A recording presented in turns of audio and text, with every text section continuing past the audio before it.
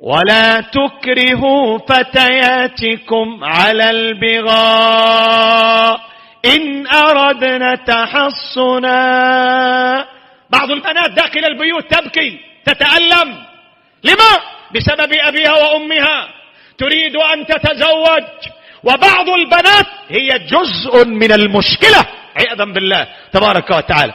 فتحتاج البنت إلى توجيه، وتحتاج الأم إلى توجيه، ويحتاج الأب إلى توجيه، ويحتاج المجتمع كله إلى توجيه. أضرب لكم قصة في المجتمع الجميل زمان. نحن نسمع اليوم على المجتمع الجميل أيام أم كلثوم وأيام للفنانين. الناس يقول لك الزمن الجميل أيام أحمد السنيدار وعلي السمة. الناس يتحدثون أن الزمن الجميل هذا الزمن الجميل. لا، ما هو زمن جميل، هذا زمن معاصي وسيئات.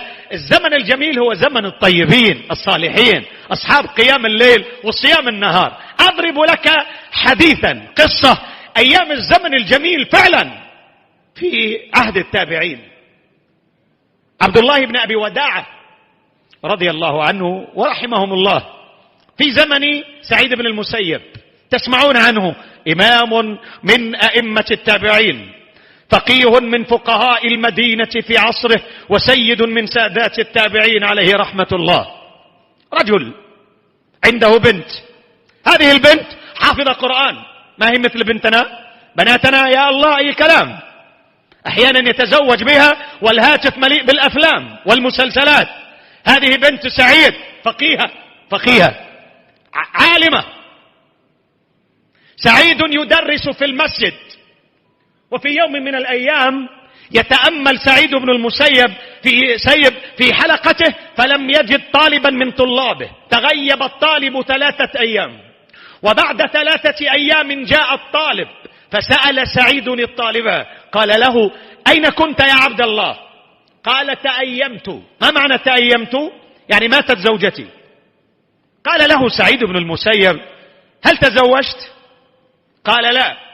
قال: سأزوجك على طول.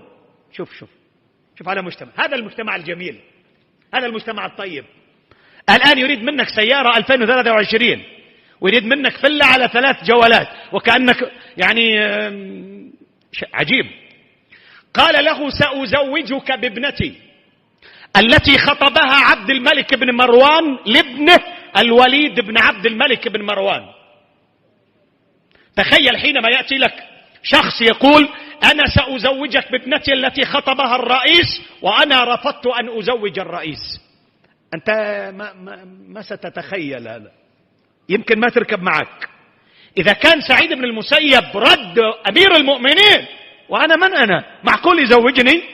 وعبد الملك بن مروان خطبها للوليد الذي سيكون خليفة بعده، يعني هي ستكون زوجة من؟ الخليفة. لكن سعيد لا ينظر إلى الدنيا ولا إلى الذهب ولا إلى المال ولا إلى الجاه، ينظر إلى الدين. فلما جاء عبد الملك يخطبها رفض. لماذا؟ يخاف عليها من الدنيا والافتتان بها عند الملك والمملكة. هذه ابنتي ربيتها على القرآن والسنة، لا أحب أن تختلط بمثل هؤلاء، ستفتن في الدنيا.